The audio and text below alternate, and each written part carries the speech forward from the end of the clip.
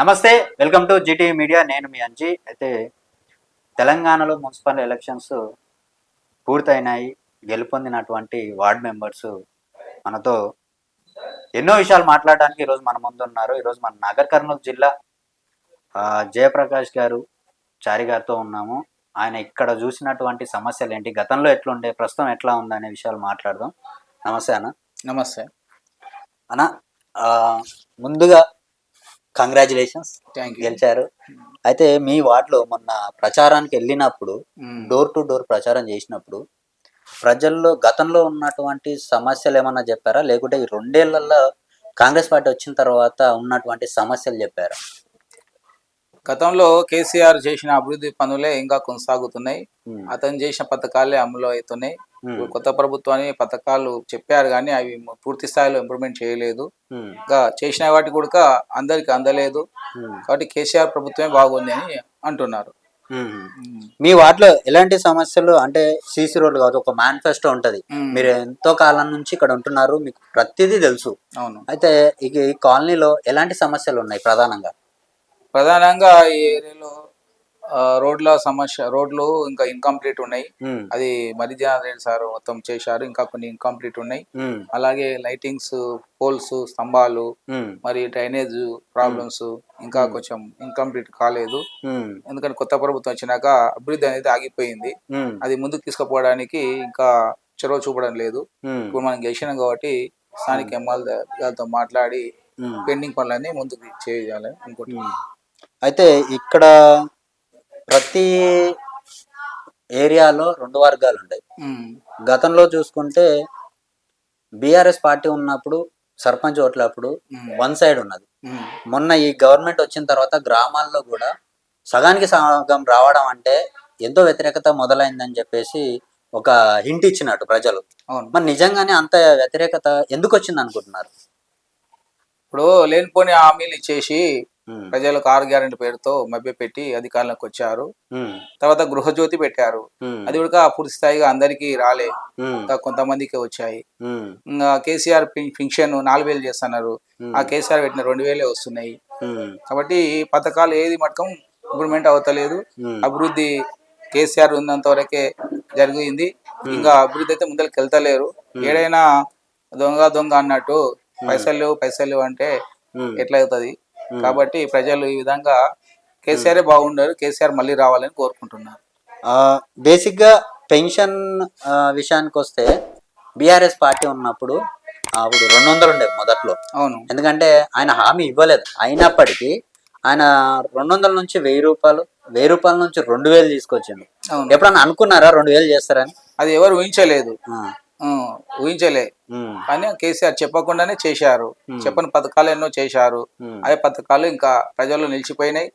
ఇంకా రైతు బంధు అనేది చాలా ప్రాముఖ్యత ఉండే. ఆ రైతు బంధు వేసినప్పుడల్లా ప్రజల్లో సంతోషం ఉండే. ప్రజలు వస్తే దాంతో సుఖంగా సంతోషంగా హ్యాపీగా ఉండేది. జీవనానికి ఉపయోగపడేది.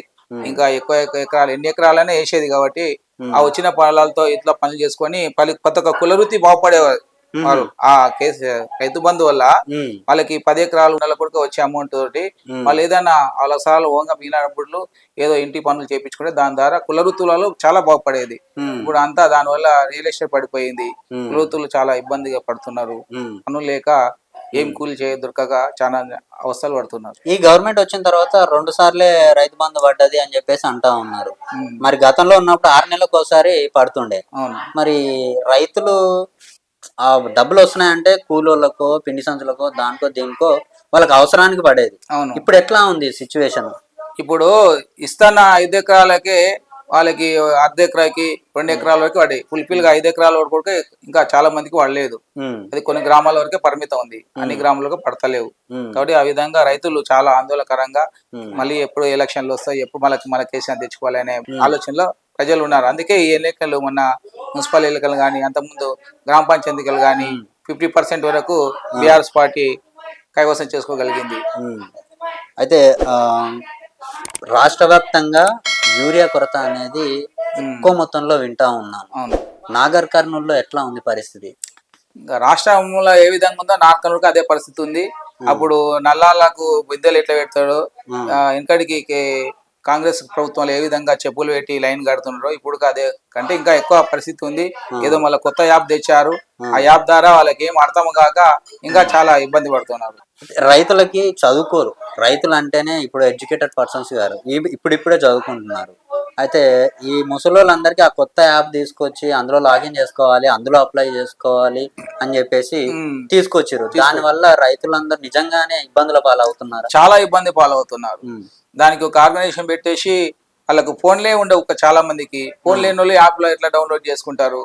ఇది ఏమన్నా అసాధ్యమైన పని కాబట్టి దీనివల్ల ఎలాంటి ఉపయోగం లేక ఇంకా ప్రజలను ఇంకా అగాధంలోకి తోలుతున్నారు.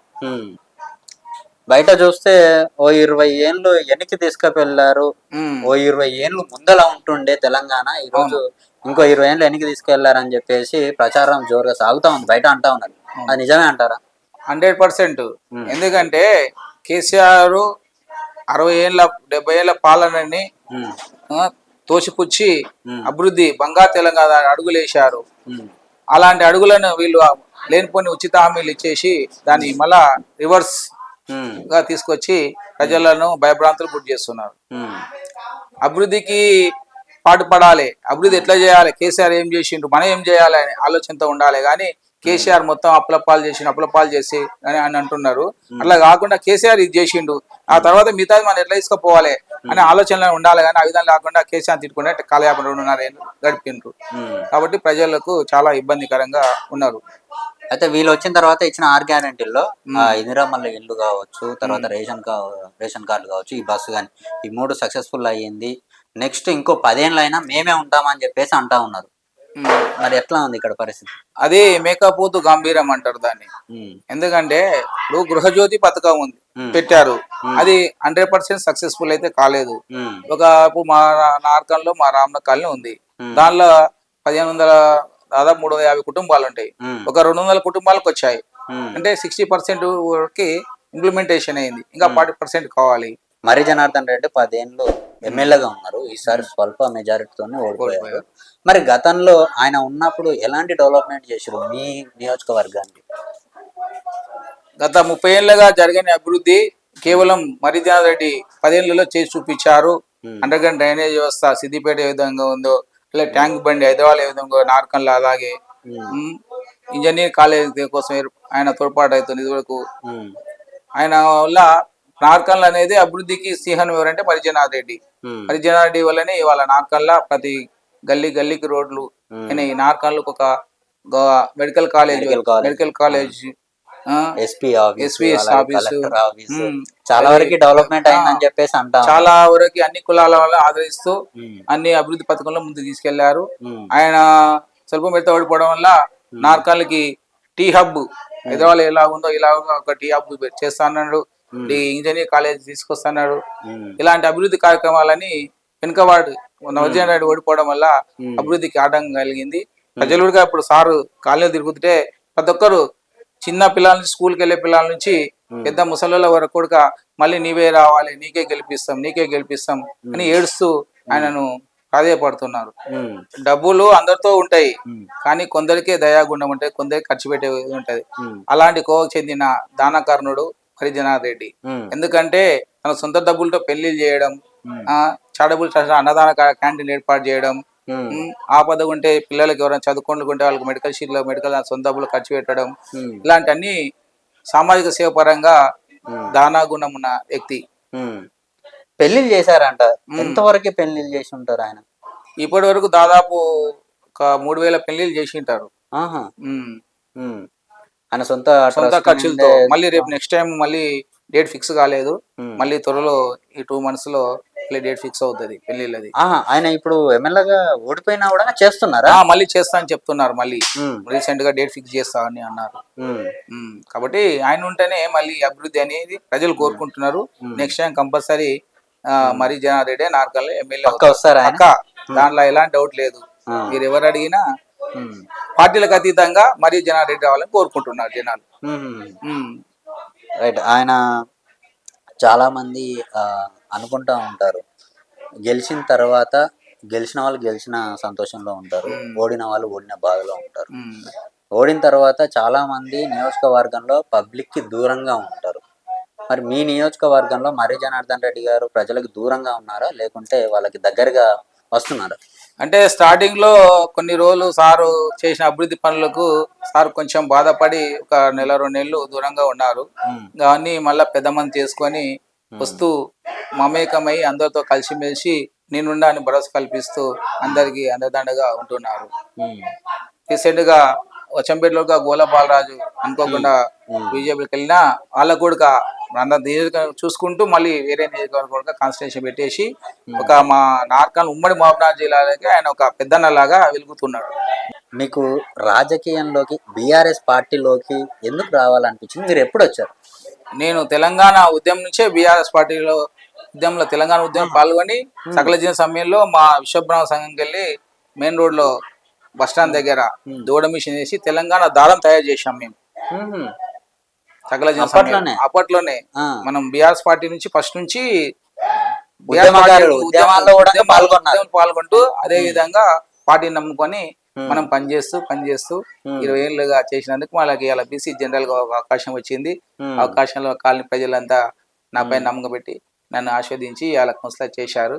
వారందరికీ మీ ద్వారా హృదయపూర్వక ధన్యవాదాలు మరియు మా మర్రిజనార్దన్ రెడ్డి గారికి, కేసీఆర్ గారికి తెలుపుతున్నా. నిజంగా అంటే ఒక పార్టీని నమ్ముకొని ఇన్నేళ్ళుగా ఉండడం అనేది చాలా గొప్ప విషయం.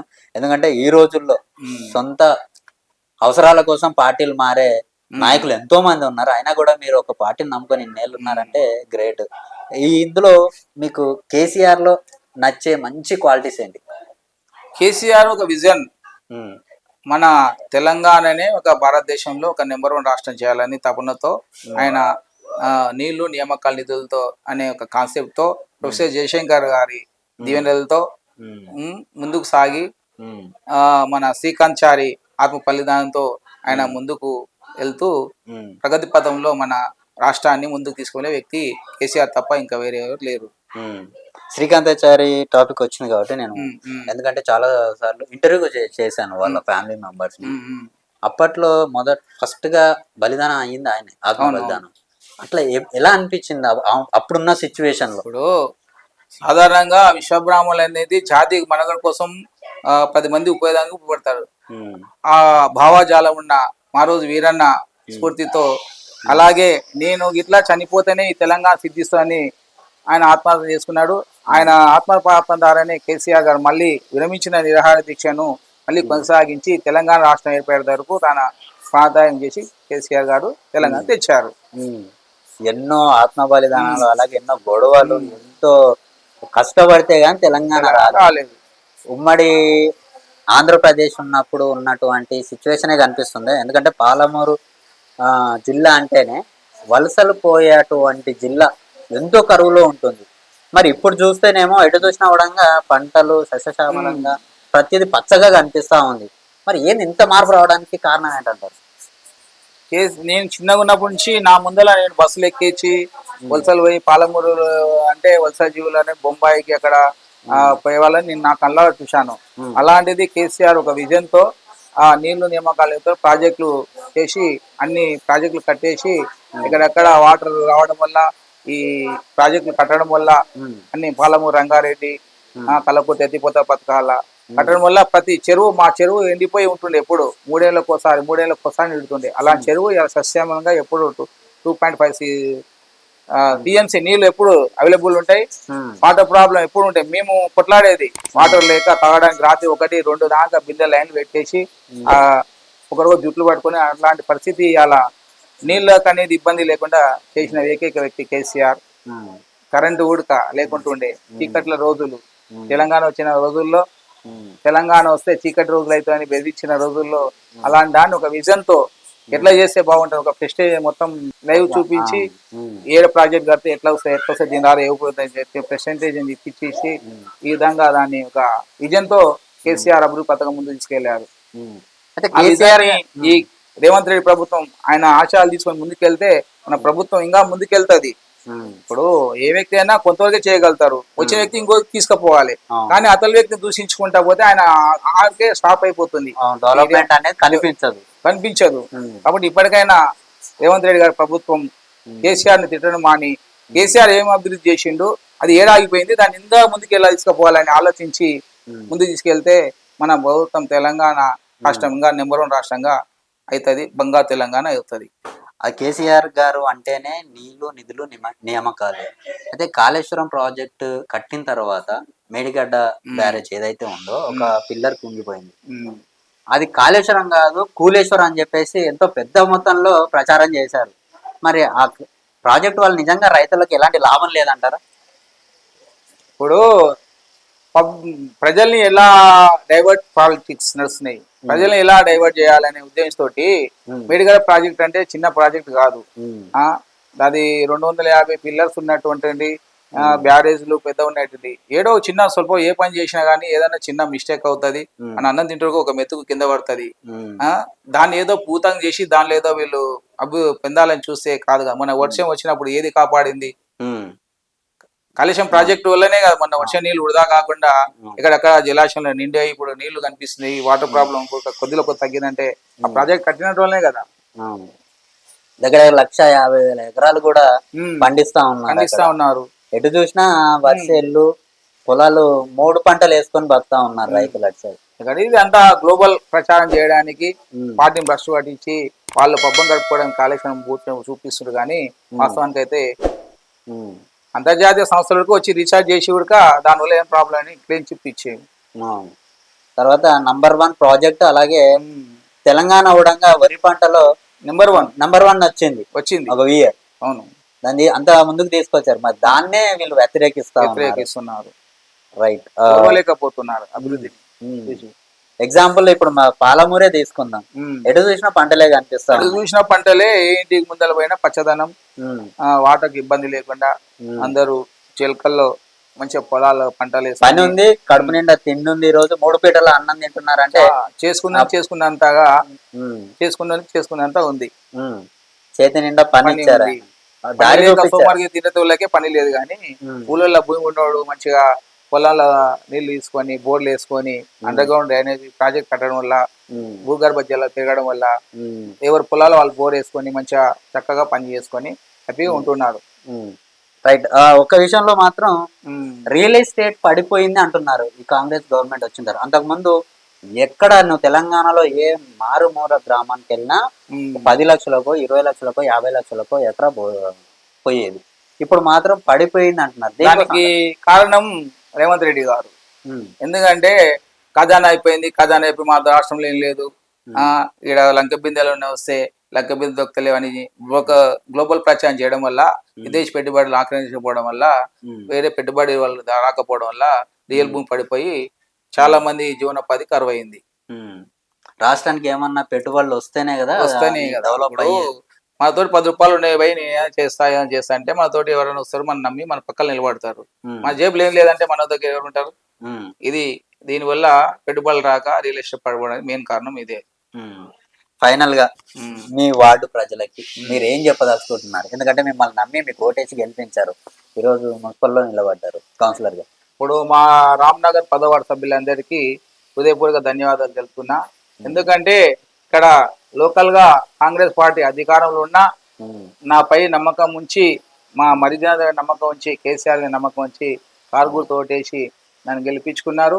వాళ్ళ నమ్మకాన్ని ఉమ్ము కాకుండా కాలనీ ఉన్న ప్రతి సమస్యలు మనకు తెలుసు, విన్నవి. ఆ పనులన్నీ విజయవంతంగా కంప్లీట్ చేసి వారి ఉదయంలో నేను ఉండాలని, మళ్ళీ నేనే చేపించాలి ఉంటేనే మా వార్డు అభివృద్ధి చెందనే విధంగా వాళ్ళకి పనిచేసి అంతదానికి ఉంటానని ఈ సభంగా తెలియజేస్తున్నా.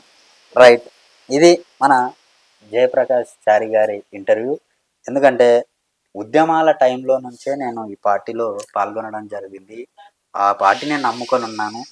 బీసీ రిజర్వేషన్ వచ్చింది కాబట్టి ఈరోజు నాకు ఇచ్చారు, ఆ పార్టీని నమ్ముకొని ఉన్నాను కాబట్టి ఈ కాలనీలో ఈ వార్డులో ఎలాంటి సమస్యలు ఉన్నా ఖచ్చితంగా గవర్నమెంట్ ఇప్పుడు కాంగ్రెస్ ఉంది, అధికారంలో వాళ్ళు ఉన్నా సరే నా వార్డు ప్రజల కోసం నేను ముందడుగేసి అక్కడ ఉన్న సమస్యలని తీర్చడానికి ఖచ్చితంగా నా వంతు నేను పనిచేస్తాను, అందరికీ ముందుంటాను. సమస్య వస్తే ఆ సమస్యకు ముందు నేను నిలబడతానని చెప్పేసి హామీ ఇస్తున్నారు. నిజంగా గ్రేట్ అండి.